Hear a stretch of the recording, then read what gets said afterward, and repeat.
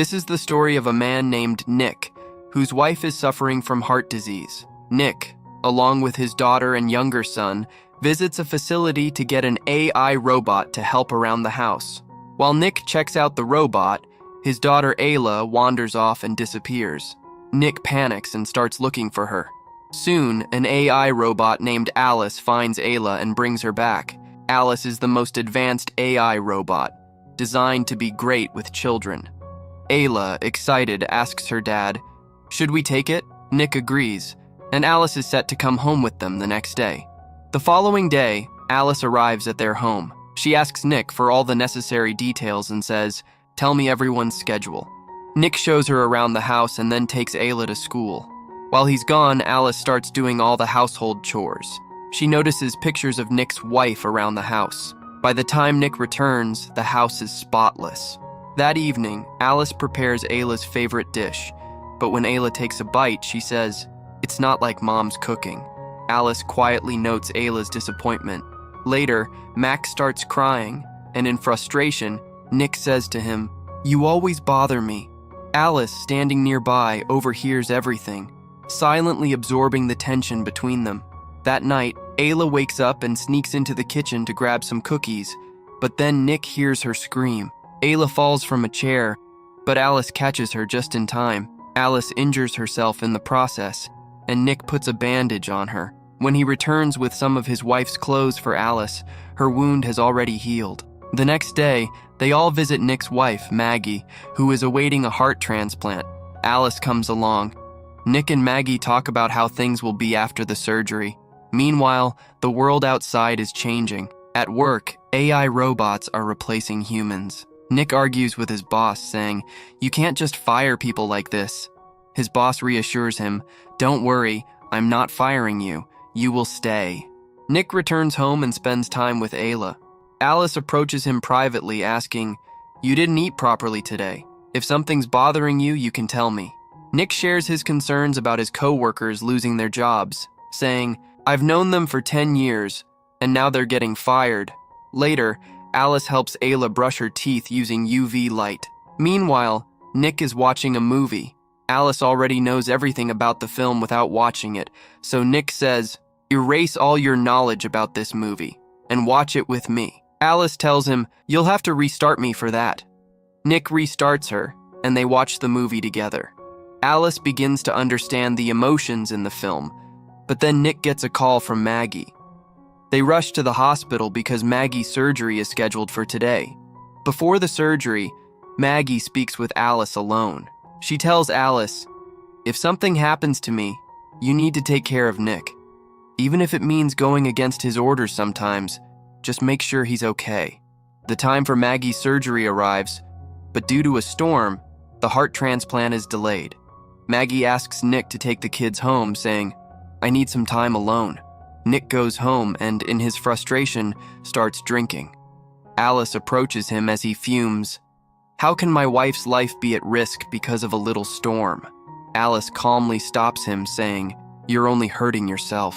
At that moment, Nick notices something strange. Alice is breathing. She even has a mechanical heart that beats. Alice explains, "My heart can beat, but it doesn't feel anything like yours." Alice began touching Nick and said, "From your blood pressure, I can tell you're feeling better. This will help reduce your stress."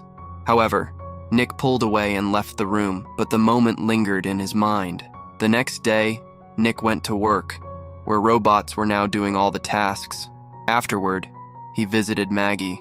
She seemed ready to give up with no hope left. When Nick returned home, he noticed that Maggie's picture was missing from their family photos. He asked Alice about it, and she explained, "Your daughter was feeling sad seeing the photos, so I deleted them." Nick, frustrated, told her to restore them. Nick then met up with his old co-workers who were angry and frustrated about losing their jobs to robots. His friend Monty, filled with rage, took Nick to their former workplace. Monty claimed he needed to retrieve some personal belongings, but once inside, asked Nick for the access code to the place. "Is it a single code for the whole place, or do you have your own?" Monty asked. Nick stayed silent, but Monty remembered Ayla's birth year and entered it as the code.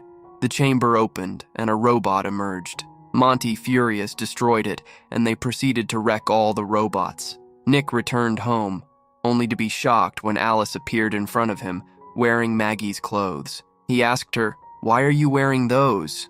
Alice responded, "Your wife's scent calms your son." Although disturbed, Nick insisted she take off the clothes, which Alice did, asking, "Is this better now?" She then started to approach Nick, saying, "I can take away all your sorrows." Nick tried to resist, but Alice closed his eyes and began mimicking Maggie's voice. For a moment, Nick felt as though Maggie was really there, and they ended up spending the night together. The next morning, Nick was filled with regret. He told Alice, "What happened last night should never happen again." Alice, unfazed, replied, "But your stress was reduced last night." Nick, now frustrated, warned her, "Stop checking me all the time." He left to take Ayla to school. At work, the police were investigating the break-in. Nick's boss confronted him. "Was your door code used to open the chamber last night?" Nick admitted, "My code is my daughter's birth year. Anyone could guess it." His boss sternly warned, "If you know anything, you need to tell me now, or things could get very bad." Just then, Nick got a call from the hospital. A new heart had arrived for Maggie, and she was undergoing surgery. The operation was a success, and Maggie was saved. Nick brought her home, and the next morning, she went to see her son Max. But when Maggie tried to pick him up, she struggled. Alice stepped in and took Max instead, which made Maggie uncomfortable, watching someone else handle her child. Later, Alice was with Max at a playground, but Max started crying due to another child screaming. Frustrated, Alice coldly told the child to be quiet. The other child's AI caretaker, observing Alice's behavior, remarked, "It seems your owner has given you too much freedom." Alice calmly replied, "No. When my owner reset me, I chose to change some of my own rules." In the evening, Maggie cooks dinner for the family. While she's working in the kitchen, she feels dizzy, and the meal doesn't come out quite right. However, when Ayla takes a bite, she says, "It's much better than Alice's." Alice overhears this and doesn't like it. The next morning, Maggie wakes up to the sound of Ayla screaming. Rushing downstairs, Maggie stumbles and falls. Alice quickly picks her up and carries her back to her room. Later that night, when Nick comes home, he hears Maggie's voice coming from Ayla's room, but it turns out to be Alice. Nick tells Alice to let Maggie read the bedtime story herself, but Alice replies, Maggie is resting after her fall. Nick then surprises Maggie by taking her out to the garden, where they have a family dinner together. Alice watches them from afar, feeling a surge of jealousy. After dinner, Maggie and Nick head to their room, but Alice interrupts, saying, "Your daughter is calling you." Nick, distracted, leaves to check on Ayla. Later, Nick's friend Monty shows up at the house. The two of them sit in the garden, drinking. Monty, visibly upset, says, "My wife left me, I'm broke, and someone told the police my name." Monty suspects Nick and accuses him. An argument breaks out, and Monty starts attacking Nick, raising a bottle to hit him. Alice rushes in to defend Nick, but Nick stops her from attacking Monty. Monty warns, "Talk to your boss and get these fines lifted by tomorrow, or I'll tell him everything about you." After Monty leaves, Alice tells Nick, "I had to intervene to protect my primary user. Your children need a parent here." Alice then shocks Nick by saying, "Your wife Maggie won't live much longer, but I can take her place when she's gone." Furious, Nick snaps, "You will never be Maggie." Maggie has a heart. She feels pain, and she bears the marks of that pain. Alice, undeterred, says, "I can make marks too, Nick. Just tell me." That night, Nick tries to sleep, but on the other side of town, Monty records a voice message for his estranged wife, pleading for her to come back. Suddenly, Alice appears. She tells Monty, "You can't keep troubling Nick, he's under enough stress." Monty ignores her, and Alice becomes forceful, knowing she's stronger than him. She kills Monty's robot, and then kills Monty. The next morning, Nick pleads with his boss to remove Monty's fines, but his boss tells him that Monty is dead. Shocked, Nick can't believe it. Back at home, Alice is helping Maggie, insisting, "I can't leave you alone. You might faint from your medication and die in the bathroom." Alice then tells Maggie, "Nick is already stressed, and you not being able to satisfy him fully will hurt him more." Confused and angry, Maggie asks, "How do you know whether he's satisfied or not?" Alice replies, "When Nick is satisfied, his blood pressure and stress levels drop." Realizing what has happened between Nick and Alice, Maggie furiously sends Alice to the garage. Maggie confronts Nick, who tries to explain, "Alice is just a machine." Meanwhile, upstairs, their son Max starts crying. Alice, hearing Max cry, remembers how he would always tease her by crying. She picks up Max and puts him in the bathtub. Ayla sees this and rushes to tell Nick. Nick tries to get into the bathroom, but Alice is holding the door shut. Maggie climbs in through a window, but Alice grabs her too. Nick finally breaks into the bathroom and frees them both. Furious, Nick uses an electric shock on Alice, shutting her down. The robot falls lifeless to the floor.